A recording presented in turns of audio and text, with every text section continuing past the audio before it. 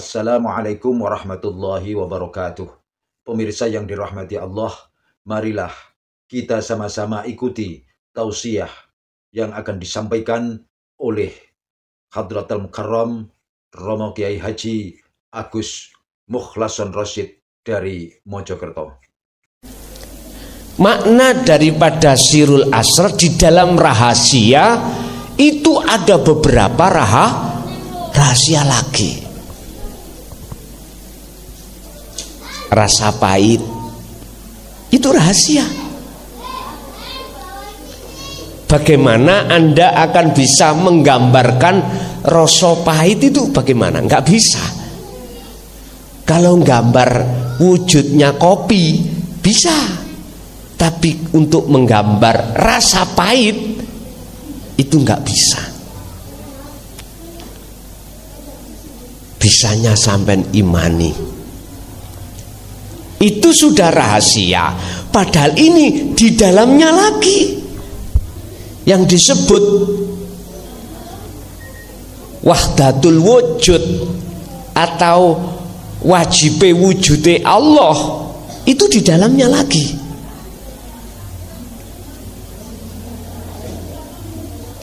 Terus bagaimana caranya untuk bisa sampai kepada wujuding Allah di dalam rasa tadi?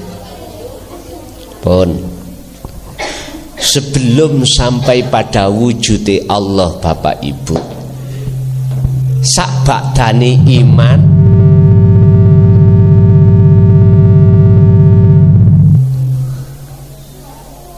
alit-alit mawon kula tak ngeden cek mboten nyuling swarga kula tak dene pun banter-banter engko nyulang-nyuling mengke rapenak kanca-kanca mengke kula tak ngeden tak getne swara kula mboten napa-napa kula niki wau tukang supir ora pun di dalam iman,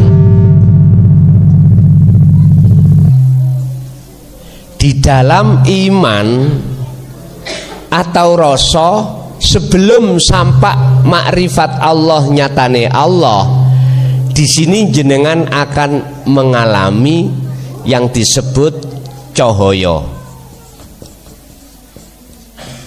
atau nur makrifat.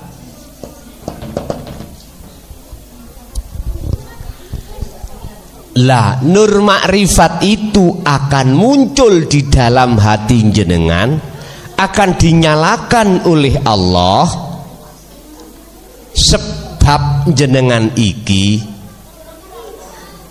ruh hati selalu dan sering berzikir Sirul Asrar di dalam rasa. Niki namanya Su'aul Basirah, nanti ningkat Ainul Basirah, yaitu melihat. Setelah melihat sampai bakal menyatakan.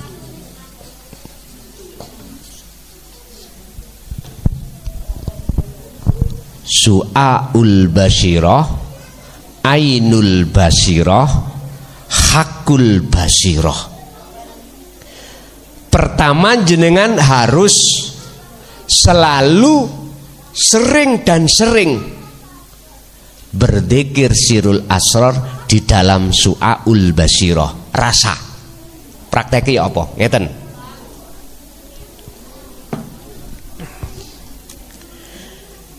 Ketika jenengan ngunjuk kopi, jelas akan muncul rasa pahit. Hati jenengan harus meyakini, merasa bahwasanya munculnya rasa pahit itu dari hidup di dalam kopi. Eneng dalile ada. Innallaha sak temeni Gusti Allah bikulli syai'in kelawan saben-saben suwiji iku mukhitun, melimputi. Allah iku meliputi atas segala hal apapun. Allah yang ku maksud teng mriki adalah urip, hidup,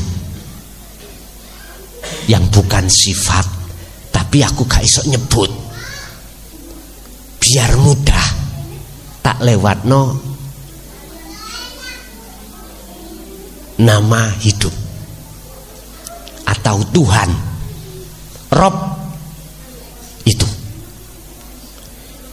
Itu ada di dalam dan di luar jenengan. Itu ada di dalam dan di luar kopi. Sebab karena itulah maka kopi ini terasa pahit. Kopi diperintahkan urip untuk munculno rasa pahit. Berarti statusnya kopi iku Muhammad, iku Rasulullah, utusane Allah. Allah mengutus kopi lewat syafaate Allah, diletakkan terhadap kopi, akhirnya seakan-akan kopi iku bisa memunculkan rasa apa? Padahal itu datangnya dari hidup.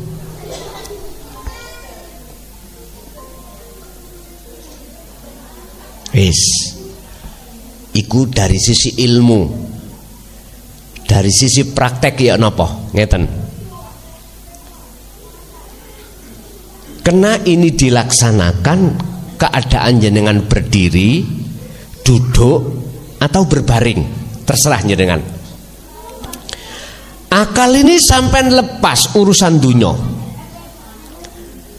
Anak, bojo, penggawean, apapun lepas akal ini.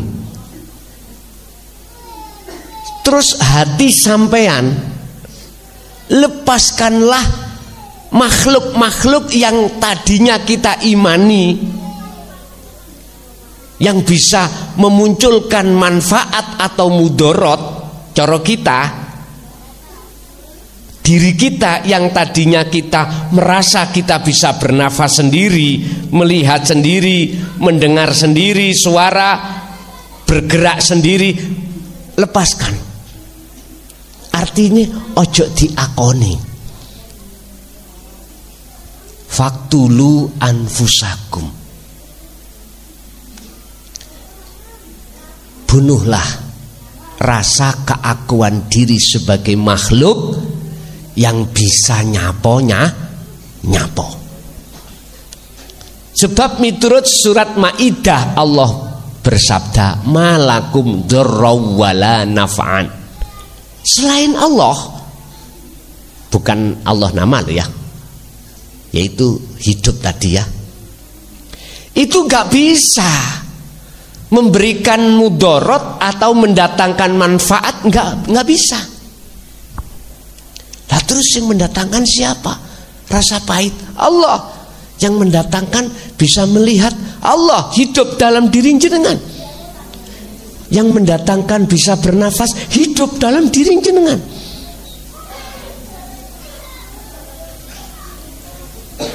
Jelas Pak, mulai kecil kita diajari dalil la haula wala quwata illa bil.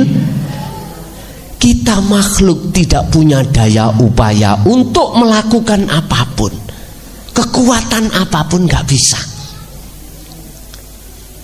Apakah melihat, kekuatan mendengar, berucap, bernapas, gak bisa. Nah terus itu kok terjadi bisa? Semata-mata illa bil, sumber datangnya dari Allah. Maksudnya urip ning awakmu. Nek kuwi rumangsa urip ning awakmu iku sejatine Allah, maka Allah itu sudah terasa dekat datang jenengan. Itu loh pemahamannya la ilaha illa anta.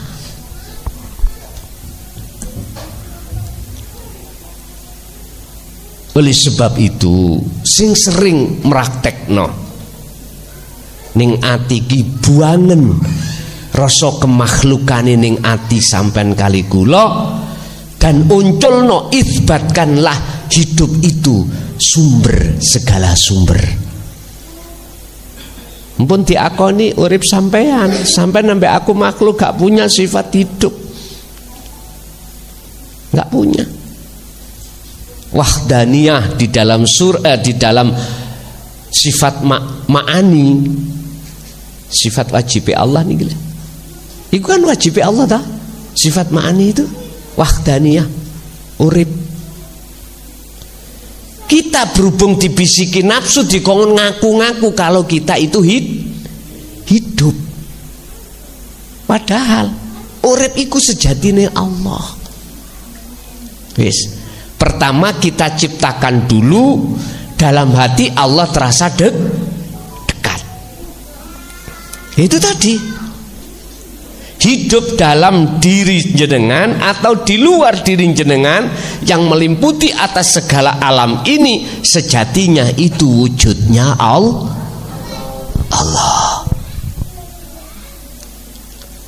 Dulu para romo, mas saya gak berani Pak Bu, jelasno niki mboten wani, gak berani. Apalagi di tengah umum seperti ini.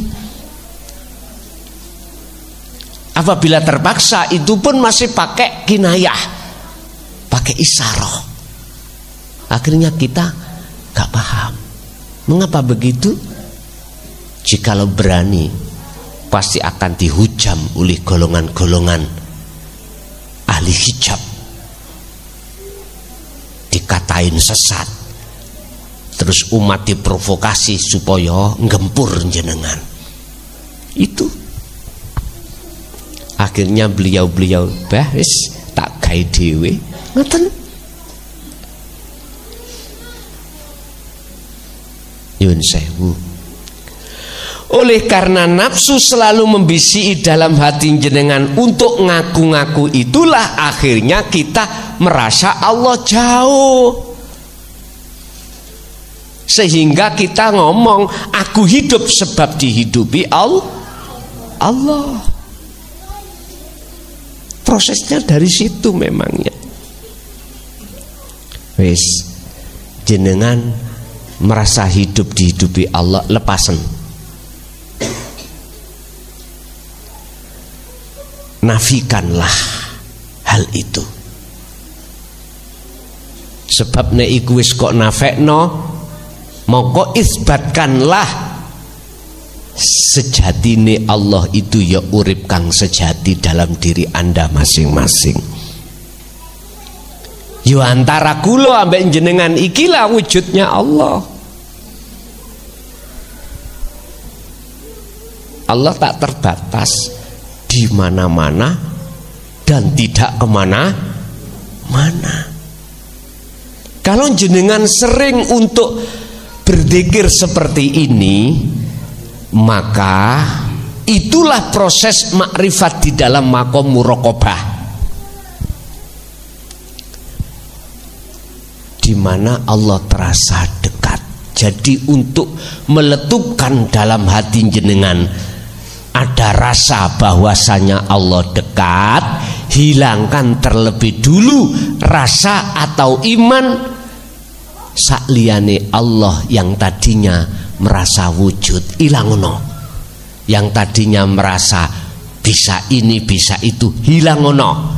Yang tadinya merasa punya ini punya itu, hilangkan.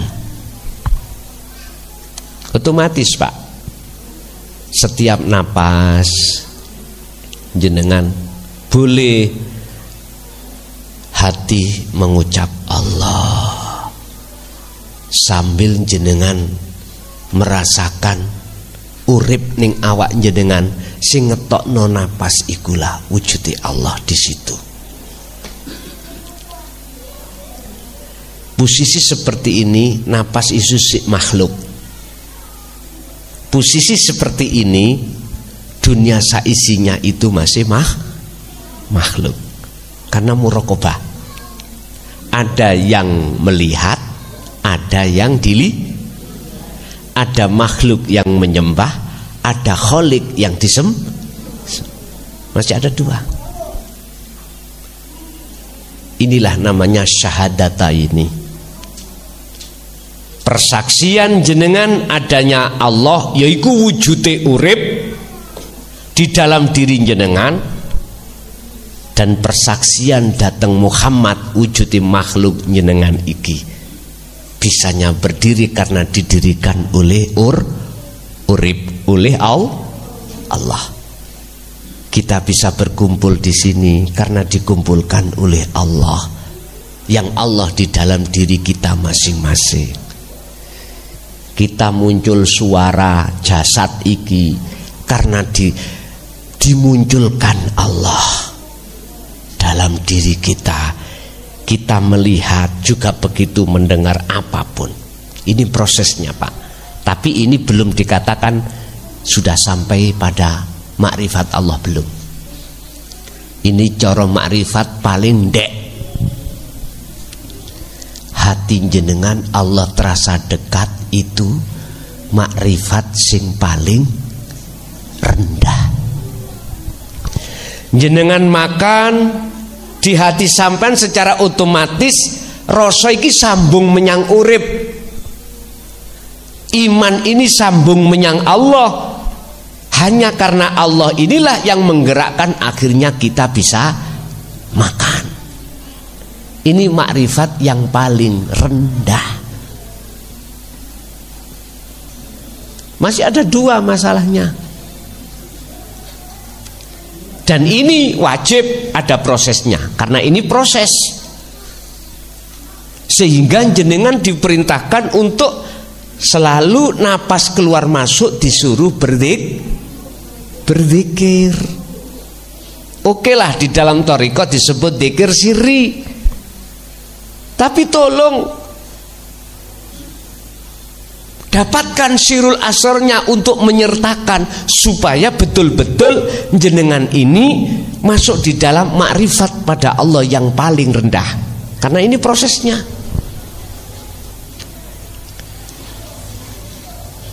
Jadi ketika hati ngucap Allah, tapi ruhaniah hati jenengan iki harus juga merasakan kehadiran Allah hidup dalam diri Anda. Itulah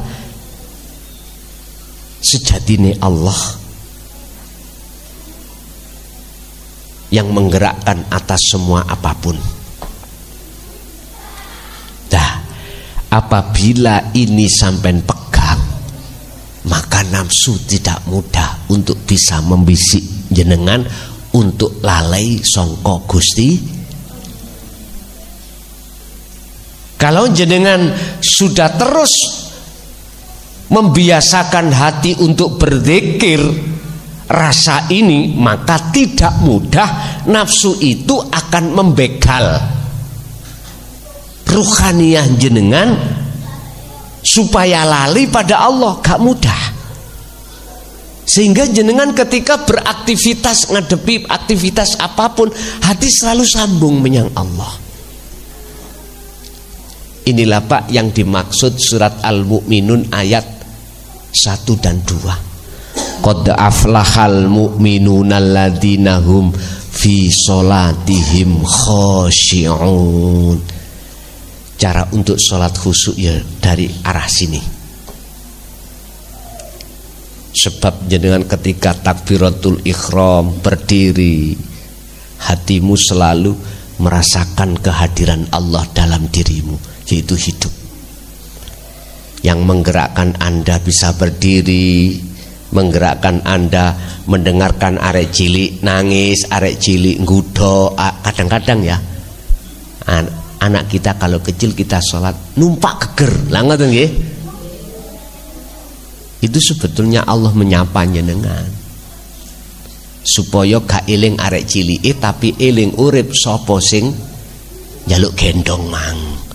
Berarti Gusti Allah sampean gendong. Ya Mbah Surip lho, kemana-mana tak gendong.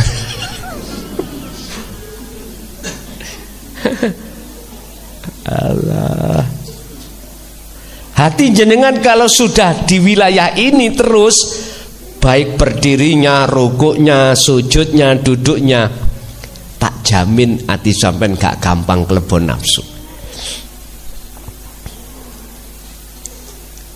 Itulah yang disebut khashi'in. Bejo banget, sungguh beruntung bagi orang-orang mukmin yang ketika sholatnya dalam keadaan khusyuk itu hudur, khusyuk itu madhep nang Allah, tidak menghadap terhadap selain Allah. Yang ku dijajal, kok bengi sholat tahajud atau hajat 2 rakaat nih, menika atimu ayem, sawatan dampar raiku. Estu mesti ati sampai niku bergelora senenge, maknyas nang ati jan penak ngoten. Tapi ojo salahno aku nek umpama jenengan subuh 2 rakaat dadi 10 rakaat lho ya. Ojo salahno aku. Wayahe rukuk dadi sujud. Ya ojo salahno aku. Sebab bisa jadi Allah ketika saat melalaikan hatimu tentang urusan dunia disebabkan karena saking mancepe rasa menyang urip, bisa jadi lali hitungan rakaat.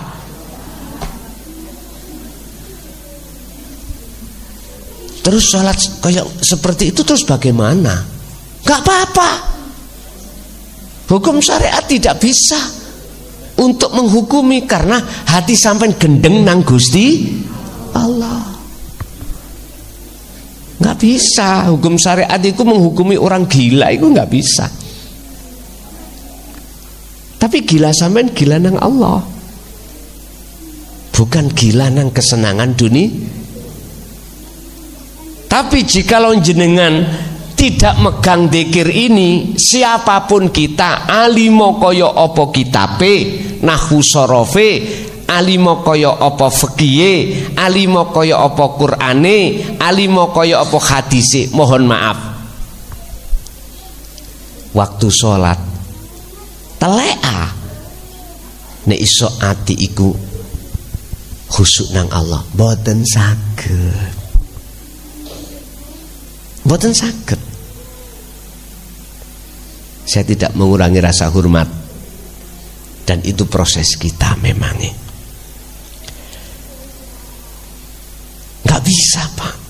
Alimo kaya apa kita tentang ilmu-ilmu tersebut?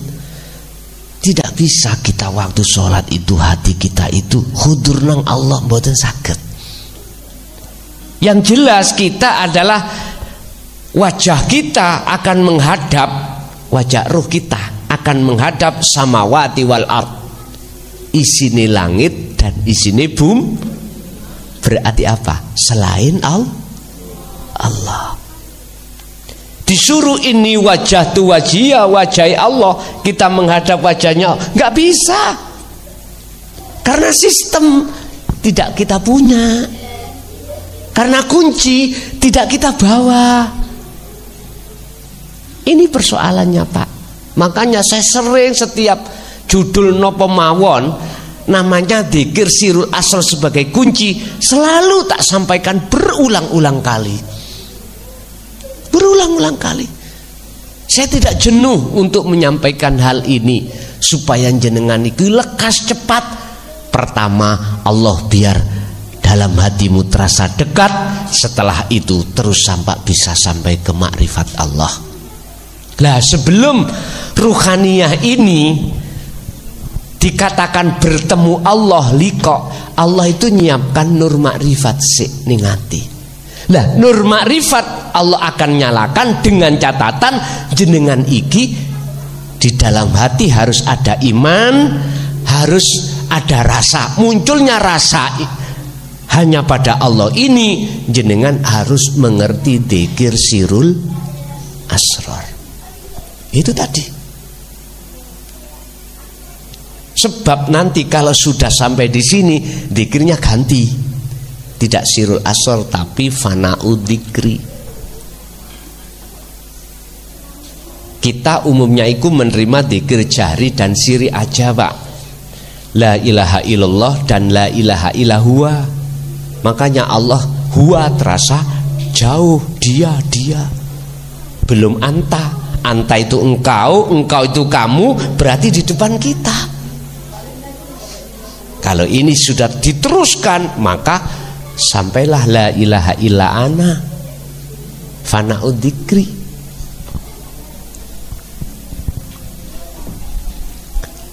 Untuk menyalakan dalam hati kita cahaya makrifat hanya satu, jenengan harus sesering mungkin untuk berzikir. Pertama rasa tadi, prakteki segala hal apapun yang terjadi pada diri kita atau di luar diri kita, hatimu harus sadar kalau yang mempunyai peran itu hanyalah urip, Allah subhanahu wa ta'ala. Jangan pernah diakui yugo sampean nakal, ojo duwe iman sing nakal yugo sampean, ojo. Yugo sampean pewinter, jangan pernah jenengan punya iman sing pinter iku yugo anak, jangan.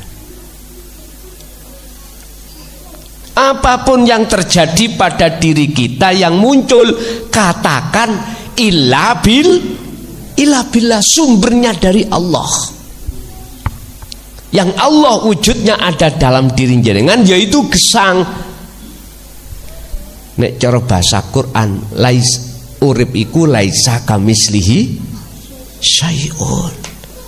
Enggak bisa kau serupakan dengan apapun, tidak bisa kau sebut dengan sebutan apapun. Kalau sudah disebut liqa, bertemu Allah, ruh ini sudah nyampe wa inna ilaihi raji'un di situ. Karena kalau di sini sudah ahad, namanya ahad, kul huwallahu ahad, tunggal, itu selain Allah dalam diri Anda sudah tidak ada, termasuk diri Anda.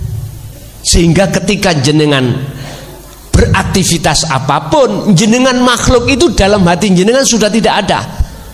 Akhirnya itulah yang dimaksud aku iki Allah. Bukan aku iki Allah makhluk loh ya. Makhluk kan membuat enten pun sudah tidak ada. Dengan sendirinya akan muncul dalam diri Anda innani anallah. Lu nek sudah ada di sini, Pak.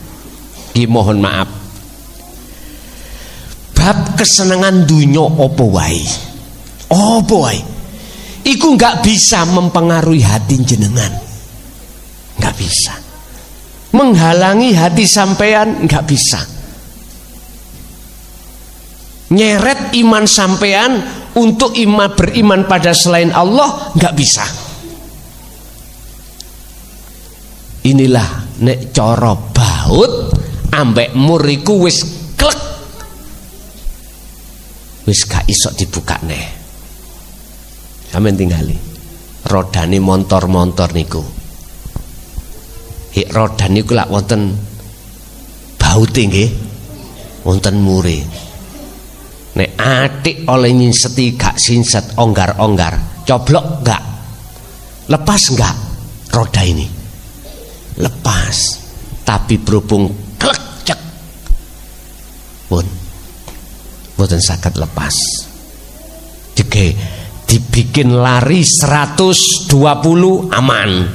Tapi coba sampai nanti dicoba aja nggak apa-apa. Nek kula boten pingin nyoba. Rodane mobil bautnya itu longgar-longgar mawon, aku yakin akan lepas. Sama terhadap tentang iman kita, kalau belum keiksan iman kita ugil-ugil, Pak. Ngeten. diterak kopi kurang legi ngono ae muring-muring. Garwane dilokno. Diterak masakane kurang pedes. Wong senengane pedes. Karena lomboke memek tugel, Pak. Lah blonjo gawe tuku lombok enggak ada ya wis jare ibuke wis tugel ae. Lah sak wulane dikasih belanja 100.000 ya, Pak. Muring-muring. Insyaallah. Akibatnya ngoten nanti. Disuruh sholat pun yo ora iso, Pak. Jenengan itu menemukan kedamaian sholat itu nggak bisa. Padahal inna sholata tanha anil faksha wal munkar. Sholat yang bagaimana yang bisa mencegah perbuatan faksha, keji dan mungkar? Itu tadi sholat yang jenengan iki hati sudah terasa Allah dekat pada diri Anda. Baru nikmati sholat bisa jenengan rasakan. Bapak Ibu hadirin, ketika jenengan iki berzikir sirul asrod di rasa su'aul basiro sampai tingali ingkuk murup iki.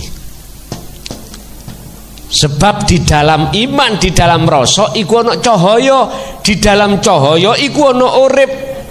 Itulah wujudi Allah Subhanahu wa ta'ala. Ketemu sudah. Sesuai kalau sudah likok ketemu sesuai dengan surat Al-Kahfi ayat 110 sampai tingali. Cocok.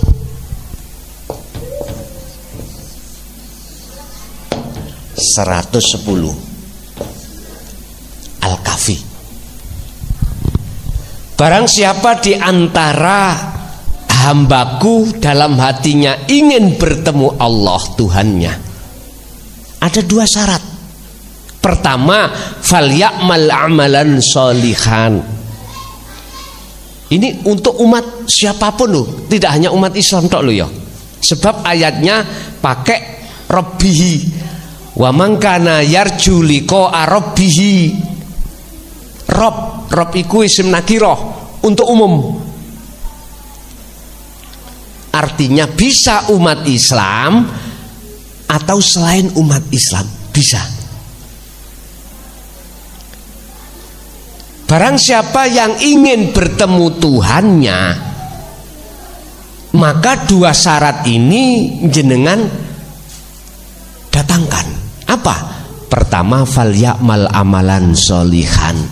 Artinya ayat itu ruhaniyahmu itu wajib selalu berzikir.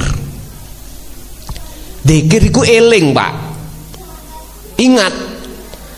Ingat iku sadar. Kalau pahit iku datangnya dari urip, bukan dari kopi. Gerakan ini bukan dari kita tapi dari urip. Iku Allah dalam diri jenengan.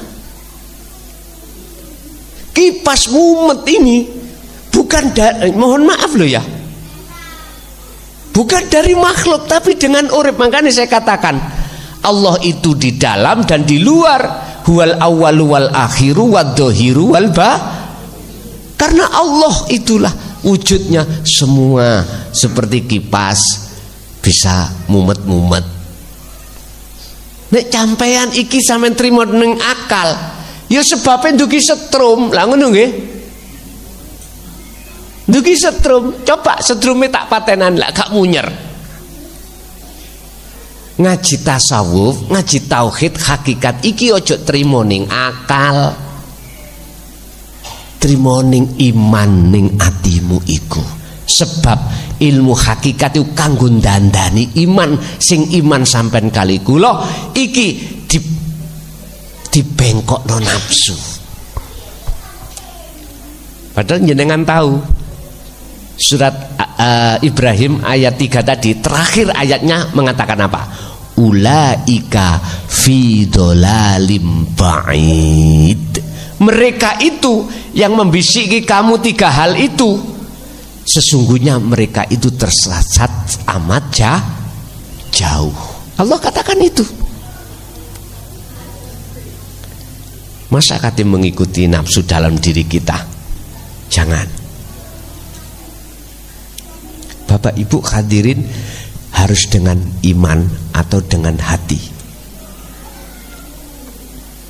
Fal ya'mal amalan solihan, lakonono perbuatan yang soleh, yang bagus. Ini kalau ditarik ayat ini dari sisi syariat, ya jasmani ini Pak kudu laku sing bagus, ninggalno larangan, menjalankan jasmani. Tapi bertemu Allah bukan jasmani, tapi rohani. Berarti perbuatan rohani ini yang harus dibetulkan. Contoh, rohani sampean kali kula selama ini setelah dibisiki nafsu kan ngaku-ngaku kalau kita itu wujud. Lah ngoten nggih? Kalau kita itu bisa ini, bisa itu, punya ini, punya itu. Iku nafsu bisiki kita. Sehingga segala hal apa perbuatan yang muncul pada diri saya, hatiku mesti ngakoni aku sing ngelakoni. Saya yang melakukan. Saya makhluk yang melakukan. Loh ini loh perbuatan yang gak bagus. Lah disebut perbuatan yang bagus adalah ketika apapun yang muncul dan timbul dari diri Anda, hati Anda mengatakan munculnya songko Gusti, ya urip dalam diri jenengan. Akhirnya jenengan gak ngaku. Jenengan sholat ya gak ngaku jenengan sing isok sholat. Jenengan makan ya gak ngaku jenengan sing isok makan. Apapun justru ning ati sampean memancarkan semua itu keakuannya Allah Subhanahu wa taala. Nah, inilah yang dimaksud fal ya'mal amalan sholih. Satu. Nomor dua, wala yusyrik bi ibadati rabbih ahada. Janganlah kau menyekutukan Allah ketika saat jenengan iki beribadah. Lah ibadah iku macam kali mahdhuf ambek ghairu mahdhuf, murni ambek enggak murni. Sing murni salat, zakat, puasa, haji, maca Quran, apik laku dohir, iki murni. Lah yang enggak murni kayak makan, minum, jenengan beol, jenengan kerja, iki ibadah yang enggak murni. Jangan pernah kau menyekutukan Allah di dalamnya itu. Artinya apa? Menyekutukan itu apa toh? Membikin, mengimani selain Allah itu wujud, selain Allah, selain urip iku mang yang berperan. Sapa sing ngenekno iwak iki mang? Lah kok ini sor mejo ngomong ngeong. Jangan beriman yang memakan ikan itu adalah kucing. Jangan. Kalau jenengan beriman pada makhluk, apabila ketemu sing gak cocok mesti jenengan amarah, muring, wis tah enggak. Apalagi itu tadi ikan satu-satunya untuk bapaknya, melihat dimakan kucing, yakin sampai cari sandal,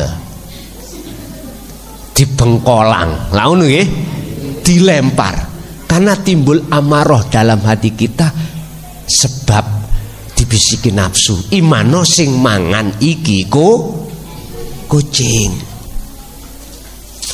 Secara realita hukum syariat benar Pak, kucing. Tapi kucing ini makhluk bisa apa? Kalau tidak ada Allah yang menggerakkan kucing ini, bisa apa? Tak tanya. Ya ora bisa apa-apa. Sama dengan jenengan kali kula, tidak bisa apa-apa. Nah inilah maksudnya wala yusyrik. Jangan kau menduakan Allah di dalam hatimu yang bisa begini, bisa begitu, punya ini, punya itu. Jangan. Bisanya jenengan itu tidak seperti itu, maka terus zikir itu dibesarkan. Waktu berdiri alladzina yadhkurunallaha, mereka para rasul dan pengikut-pengikut rasul, tabi'ina sholihin, ketika berdirinya, ketika rukuknya, ketika sujudnya, ketika duduknya, ketika berbaringnya, selalu hatinya eling nang Gusti. Artinya eling, sadar kalau bukan kita yang melakukan, tapi Allah Subhanahu, ya urip kui mau. Pun jelas, inilah Bapak Ibu cara untuk mengkondisikan dalam hati bahwasanya Allah itu dekat, bahkan lebih dekat dari urat nadi. Pokoknya sing penting jenengan ilingo urip sejati ning awak sampean ikulah sing agawe sedaya apa wae, yaiku sing disebut wujuding Allah. Gampang nggih? Gampang saniki niku daripada dulu. Akhirnya sampean beriman, tapi gak cukup di situ, kudu sampean praktekno. Sebab apa yang saya ucapkan tadi sebatas sistem ilmu, praktekno. Ilmu itu tidak akan manfaat manakala difahami saja, dan akan bermanfaat manakala dipraktekkan. Nek jenengan praktekno, tak jamin jenengan gendeng nang Gusti. Wis, semua muaranya tauhid bimbingan itu untuk menuju gila ati iki nang Allah. Tebusane wa inna ilaihi rajiun harus gila. Dalam surat Toha ketika Nabi Musa ingin tahu wujudnya Allah, semaput Pak. Yang namanya gunung langsung meleleh.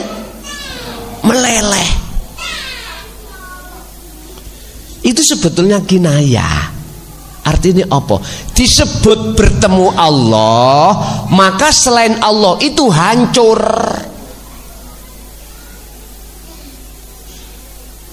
Termasuk diri kita sudah fana semuanya. Itu loh maksudnya ada di situ. Bukan kok gunungnya iku leleh, bukan. Iku bahasa syariat. Sebetulnya itu kinayah, isyarah. Intinya selain Allah itu musnah. Musnah. Mungkin kita ingat keterangan waktu kita ngaji tarbiyah di syariat. Ini besok iku ya dino kiamat, malaikat Israfil nyebul serompet. Tiupan pertama Israfil membunuh seluruh makhluk termasuk manusia. Tinggallah yang ada dua, Allah dengan Israfil. Nggih mboten? Lalu tiupan kedua Allah merintahkan Israfil, sebulen fil supaya kamu mati. Disebul Pak, pret, matilah Israfil, berarti tinggal Allah. Lah ngoten nggih? Tanpa sampean sadar, tasik wonten makhluk situ sing sampean lali. Lah ndi slomprete wau? Kan mboten musna. Lah ngoten to? Lali to kita. Lali bahas masalah serompet. Terus diloncati selompretan tiupan yang kedua Israfil untuk membangkitkan seluruh manusia.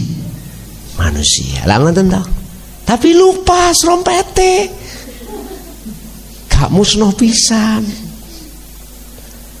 Kula nggih dengar ngoten, makolai ngoten. Sebetulnya itu kinayah, Pak. Artinya apa? Gini. Jenengan kepingin isok melebu alam akhirat, harus memang melewati dino kiamat, hari kiamat. Jenengan pingin melebu surga, melebu neraka, harus ngliwati sik dina hari kiamat. Nyun sewu, jenengan walaupun sebelum mati bisa masuk alam akhirat. Caranya ya apa? Jenengan harus masuk di dalam yaumil qiyamah, hari pemusnahan. Artinya musnahkan perkara selain Allah di dalam hati jenengan. Otomatis berangkatnya dari zikir sirul asrar.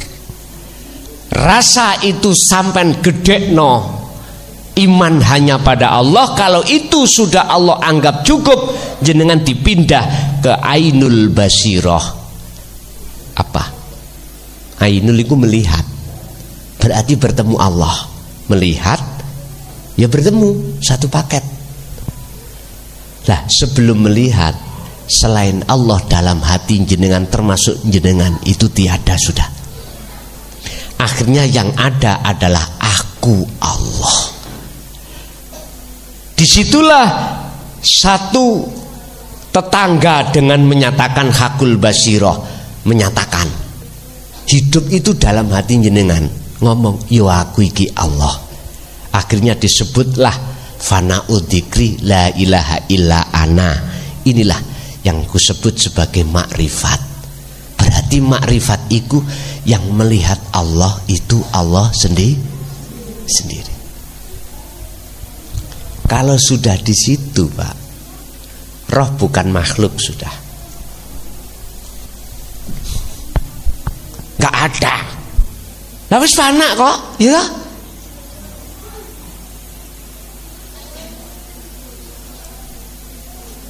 Akhirnya Muhammad tadi nama tidak ada, nama Allah juga tidak ada. Jenengan sudah tidak bisa menyebut nama apa. Itulah yang disebut syuhudul wahdah fil kasroh. Banyak tapi esa. Sehingga sudah tidak ada bedanya si A, si B, si C, njobo njero, awal akhir, sudah nggak ada bedanya. Allah Muhammad nanti sudah tidak ada bedanya. Karena apa nggak ada bedanya? Karena sudah nggak ada dua, yang ada cuman ahad. Selamat untuk panjenengan berbingung-bingung dulu. Sehingga antara setrum dengan cahaya sudah nggak ada bedanya. Cahaya ya wujudi setrum, wujudi setrum ya cahaya. Berarti wujudi Allah dohir yaitu Muhammad. Kak musyrik kaiku. Nah, bingung dhisik. Nanti sampean gak bingung nek wis betul-betul sampai pada liqo datang Allah. Quran Pak Bu Al-Kahfi ayat 1:10. Kapan aku bisa gitu Gus? Misalnya nggih, wis jangan tanyakan kapannya. Isok tah saya bisa gitu, wong aku bukan ada keturunan nasab wali. Isok sampai tingali di dalam surat Al-Kahfi, surat Al-Ankabut ayat 5. Inilah yang menjadikan kepastian hukum jenengan. Manakala jenengan nanti pasti akan bisa makrifat Allah. Di situ Allah katakan, barang siapa dalam hatinya ada kemauan, keinginan, pengharapan bertemu Allah, maka aku Allah berjanji. Allah sih berjanji iki. Pertemuan dalam waktu yang sudah ditentukan Allah dewi. Sing penting jenengan gedekno dikiri, wis titik ada di situ. Sampak-sampak Syekh Ibnu Athaillah dalam Hikam mengatakan la tatruk adzikra li adami khudurika ma'allahi bihi. Sing jenenge dzikir tersebut ojo kok tinggalno. Walaupun ketika kui dzikir belum sampai liqo keesaan pada Allah, kau hanya merasakan Allah dekat. Teruskan, jangan sampai dzikir itu kau lupakan. Bapak Ibu, ini pentingnya dzikir untuk merubah, merevolusi hati iman kita yang asalnya iman pada makhluk supaya hanya iman pada Allah di segala aspek apapun. Pentingnya dzikir ini yang harus terus kita lakukan supaya terus Allah itu terasa dekat di dalam diri kita masing-masing. Dzikir iki lho Pak Bu, mohon maaf, ambek ngising lu oleh. Jenengan khet lu oleh. Wong wedok. Angsal. Karena dzikir ini tidak ngucap, ngerasa. Mboten napa-napa. Pak E kali Bu E dik wau dalu wonten hajat, belum junub. Ora apa-apa. Bahkan waktu-waktu hajat jenengan iso dikira terus. Dikira. Lho nggih. Aku yakin nek jenengan iku gak putus dikiri iku, tak jamin anakmu, anak sampean kali kula niki sok iku mesti anak sing makrifat datang Allah. Ora usah amin wis mesti. Sebab ngene, husnul a'mali nataiju husnil akhwal min qalbin zahidin. Nyun sewu, jenengan nek nandur kates tahu kates sih, pepaya iki lho. Wohe kates apa wohe iku mang dadi welus? Hah? Kates toh? Kates. Sama dengan itu. Mula ning donya iki ojo gampang agawe Allah. Sebab iku engko sing ngunduh ya awake dhewe. Wis agawe mung dzikir mawon. Ibu-ibu lho biasae mari adang, mari masak, mari mbah-mbah istirahat nonggo. Biasa, Bek. Lah apa? Tonggo kok tuku montor dhuwit teko ndi yo ngono. Wis. Masya Allah Pak Bu. Teng mriki ngoten nanggian. Nggih, mboten padha. Wis. Daripada digawe seperti itu, alangkah lebih mulianya hati jenengan dijadikan atau dibuat untuk berzikir. Gak apa-apa momongan ambek kancane, ati tetep mboten napa-napa.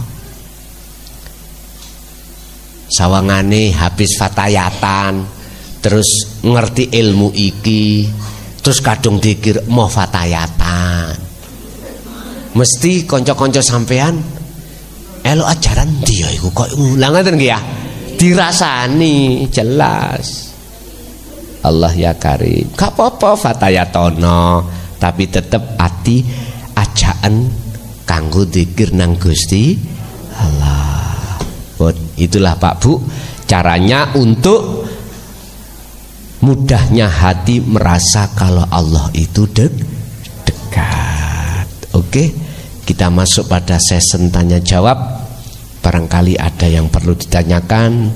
Bapak 3, Ibu kali pertanyaan. Monggo kula awali songko dari Bapak dulu. Barangkali ada kula aturi.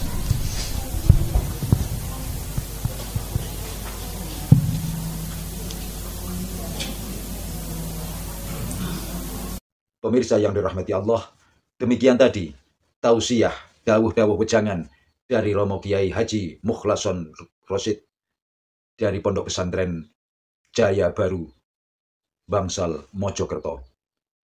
Semoga apa yang disampaikan kita semua bisa mengambil manfaatnya dan bisa kita melakukannya.